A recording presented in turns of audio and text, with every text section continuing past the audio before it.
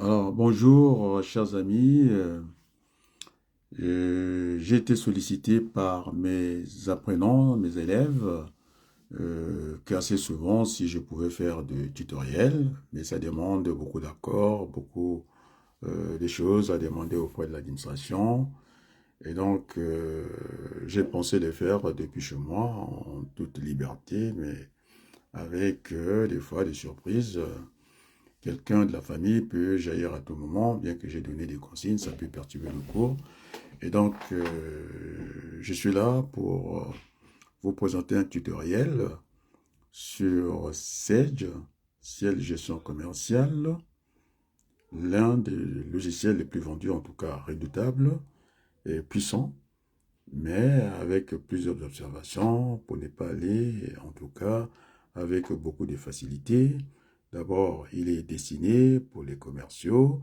Et donc, qu'est-ce qui manque à ces logiciels pour qu'ils soient fonctionnels au niveau de la gestion des stocks?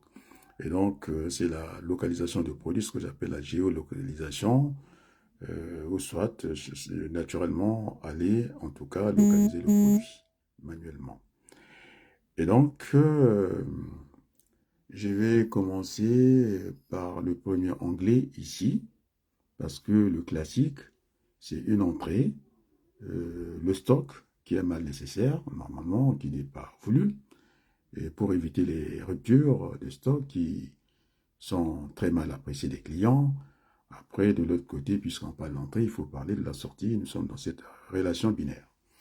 Le premier onglet que je vais présenter avec sa chaîne, les achats. On voit le menu déroulant. J'ai les commandes qu'on appelle menu de commande. Ça, c'est dans une distribution de la marchandise indirecte parce qu'on peut aller faire aussi acheter directement dans le magasin. Et donc, on est dans la vente indirecte. Commande, ça va générer, normalement, si la marchandise arrive dans l'entrepôt au niveau simplement du magasin, avec un document de transport, si en tout cas la marchandise est livrée par le fournisseur lui-même, ça serait un bon de livraison, mais si on joue à trois, c'est-à-dire on essaie d'associer le transporteur, et donc ça sera avec un document unique, anciennement appelé en tout cas les lettres de voiture. Après, le bon de réception va générer, puisque la marchandise est acquise dans l'entreprise, la facture, ce qu'on appelle une facture d'achat. Après, on va quitter cet onglet pour aller en toute chose. Je pense naturellement, il faut toujours faire l'état du stock. Donc, je suis sur l'onglet état. Je vais aller chercher à faire un inventaire permanent ou informatique ou tout ce que virtuel ou tout ce que vous voulez. Alors, j'ai fait un clic. Je vois l'aperçu ici. Je vais sur l'aperçu. Alors qu'ici, il y a plusieurs familles. Maintenant, ça, c'est toutes les familles. Ici, si on coche ici, je pense que j'ai qu'une seule famille. Voilà, le mobilier. Je fais un clic OK. On peut aller voir cet inventaire en double clic.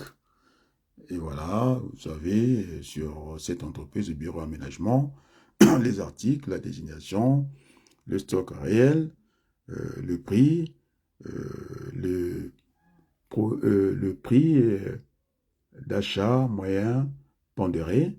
Et puis ici, vous avez la même chose, la valeur, en tout cas, de ce prix d'achat moyen pondéré. Et comme j'avais prévu, en tout cas, avoir des reliquats côté fournisseur et côté client, on ne les voit pas apparaître, mais je vais d'abord aller dans l'autre onglet de sortie, la vente, avec sa chaîne classique, le devis ici. Vous avez le devis et point format. Et on n'est pas obligé de passer par un devis. Le devis peut être gratuit ou payant ou directement aller vers les commandes, bon des commandes.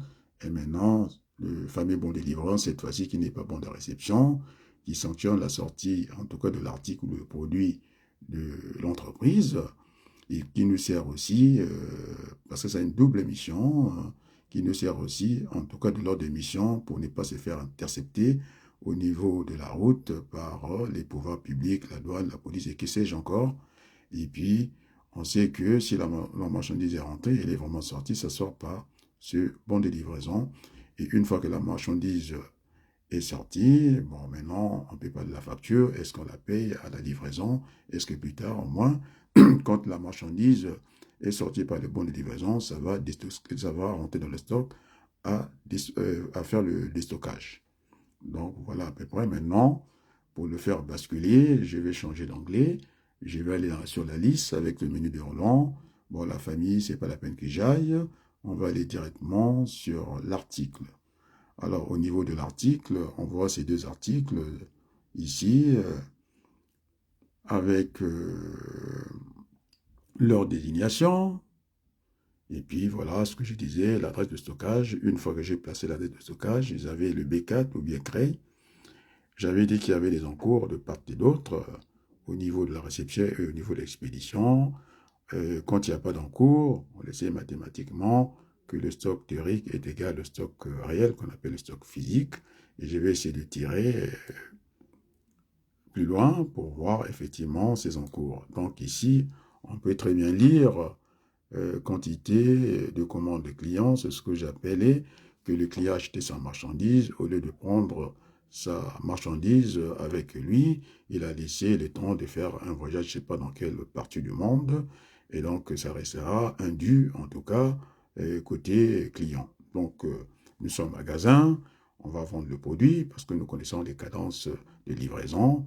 Après, on passe à la commande, à la quantité en commande fournisseur. C'est-à-dire que la marchandise a été bien commandée, mais comme elle n'est pas arrivée à la réception, donc ça reste un encours.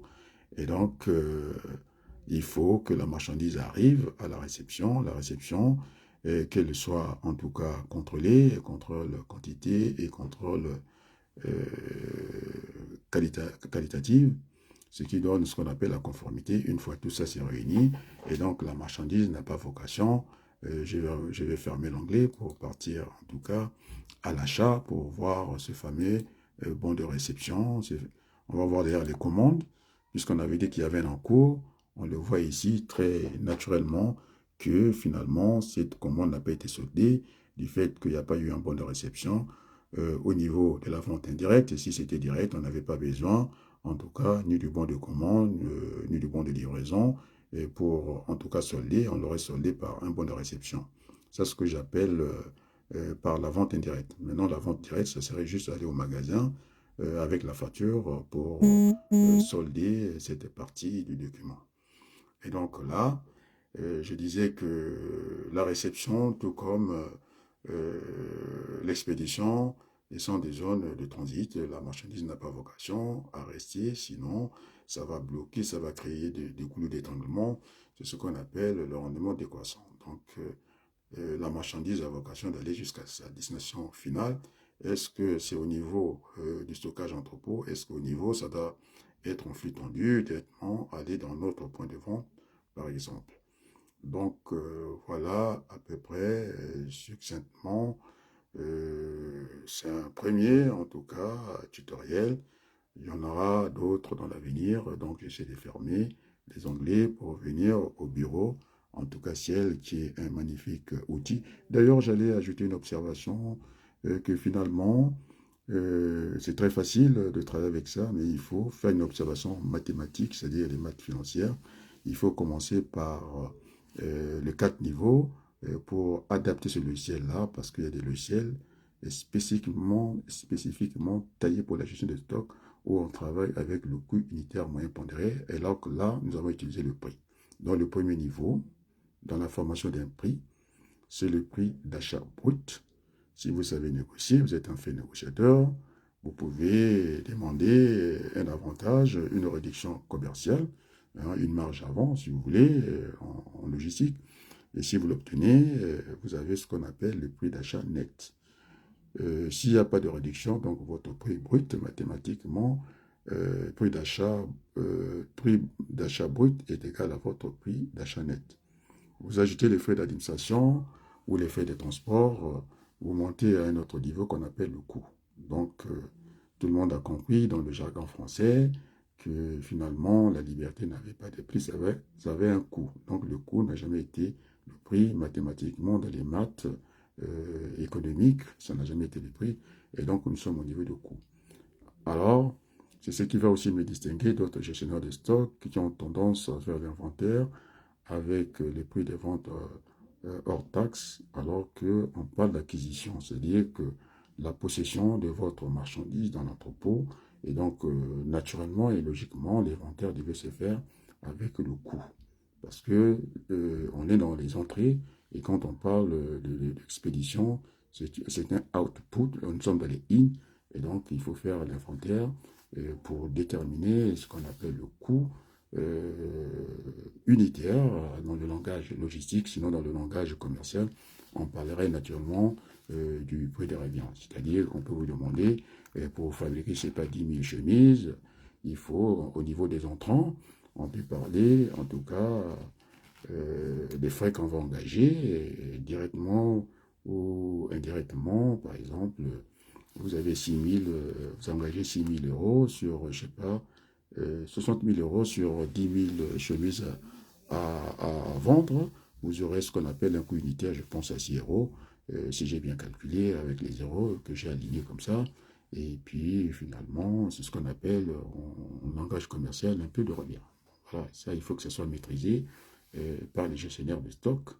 Et puis maintenant, on était au niveau de coût, troisième niveau, et donc l'entreprise, elle doit faire face à un budget de fonctionnement, il faut payer les magasiniers, la lumière et tout ça, et puis aussi penser au profit, parce que l'entreprise est là aussi pour faire du profit, et donc il faut asseoir cette marge-là qui nous bascule au troisième niveau, le prix de vente hors taxe.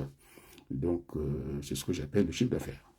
Donc ne pas confondre avec, en tout cas, le prix, le coût qui est une possession pour l'entreprise. Après, comme l'État, c'est un agent économique comme, à considérer, comme le client, comme les fournisseurs,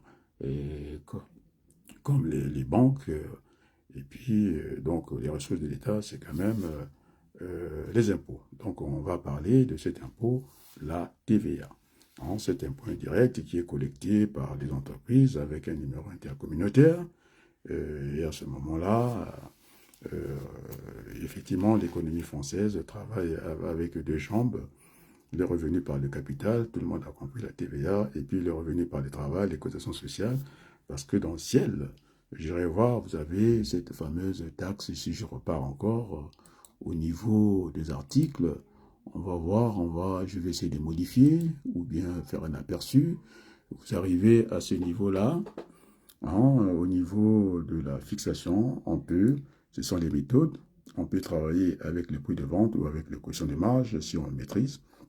Si vous avez fait un cours sur les quotients multiplicateurs, là aussi, ça peut prêter à confusion entre le quotient multiplicateur et le quotient de marge. Donc, normalement, quand on calcule avec le quotient multiplicateur, ça alourdit la fiscalité de l'entreprise.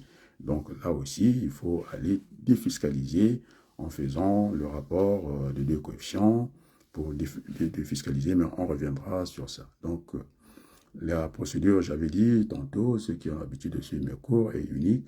Les méthodes sont différentes. Et donc ici, pour la fixation, nous avons trois méthodes en notre faveur. Donc, on va prendre la méthode, celle qui nous arrange le mieux.